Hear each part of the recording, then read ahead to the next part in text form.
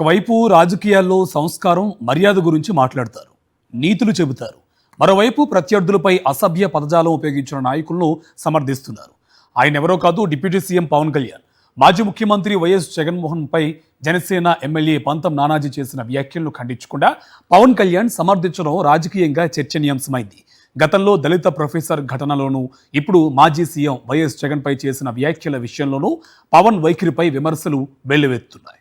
ఇటీవల కాకినాడలో జరిగిన జనసేన సమావేశంలో మాట్లాడిన పవన్ కళ్యాణ్ పార్టీ ఎమ్మెల్యేలు, ఎంపీలు ప్రత్యర్థులపై ఎందుకు గట్టిగా స్పందించడం లేదంటూ అసంతృప్తి వ్యక్తం చేశారు. ఆ వ్యాఖ్యల అనంతరం కొందరు జనసేన నేతలు తీవ్ర విమర్శలతో విరుచుకుపడ్డారు. ముఖ్యంగా కాకినాడ రూరల్ ఎమ్మెల్యే పంతం నానాజీ మాజీ ముఖ్యమంత్రి వైఎస్ జగన్ను ఉద్దేశించి తీవ్ర అసభ్యకర, జుగుప్సాకర పదజాలం ఉపయోగించి వ్యాఖ్యలు చేశారు. వాడు వీడు అంటూ అడ్డగోలుగా మాట్లాడారు. పంతం నానాజీ చేసిన వ్యాఖ్యలు రాష్ట్ర వ్యాప్తంగా రాజకీయ దుమారానికి దారితీశాయి. ప్రజాప్రతినిధి ఇలాంటి భాష ఉపయోగించడం సరికాదంటూ విమర్శలు వచ్చాయి. పార్టీ అధ్యక్షుడిగా పవన్ కళ్యాణ్ ఈ వ్యాఖ్యలను ఖండిస్తారని చాలా మంది భావించారు. అయితే అనంతరం స్పందించిన పవన్ కళ్యాణ్ నానాజీ వ్యాఖ్యలను తాను చూశానని, చాలా మంది ఎక్కువ మాట్లాడారని అంటున్నప్పటికీ అలాంటిదేమీ లేదని చెబుతూ ఎమ్మెల్యేకు మద్దతుగా మాట్లాడారు. నానాజీ ఉపయోగించిన భాషపై ఎక్కడా అభ్యంతరం వ్యక్తం చేయలేదు. దీంతో బూతు వ్యాఖ్యలను పార్టీ ప్రోత్సహిస్తున్నట్టే అనే చర్చ ఏపీ రాజకీయాల్లో జరుగుతోంది.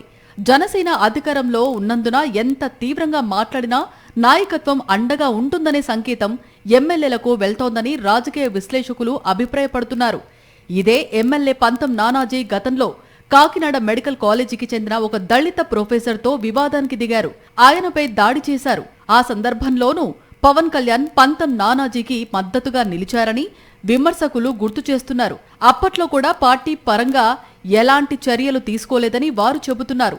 ఇప్పుడు మరోసారి జనసేన అధినేత డిప్యూటీ సీఎం పవన్ కళ్యాణ్ తన నైజాన్ని బయట పెట్టుకుంటూ తన ఎమ్మెల్యే ఒకరు మాజీ ముఖ్యమంత్రిపై చేసిన వ్యాఖ్యలను సమర్థించారు. దాంతో జనసేన నాయకత్వం రాజకీయ అనుచిత, అసభ్యకర, భూతు భాషను ప్రోత్సహిస్తుందనే విమర్శలు మరోసారి బలంగా వినిపిస్తున్నాయి. మరిన్ని అప్డేట్స్ కోసం ఛానల్ ను సబ్స్క్రైబ్ చేయండి. నోటిఫికేషన్స్ కోసం బెల్ ఐకాన్ పై క్లిక్ చేయండి.